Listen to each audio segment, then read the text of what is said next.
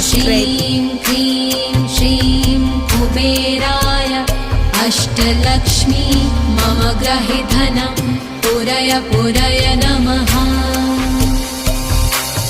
ॐ ह्रीं श्रीं क्लीं श्रीं कुबेराय अष्टलक्ष्मी मम गृहे धनं पुरय पुरय नमः।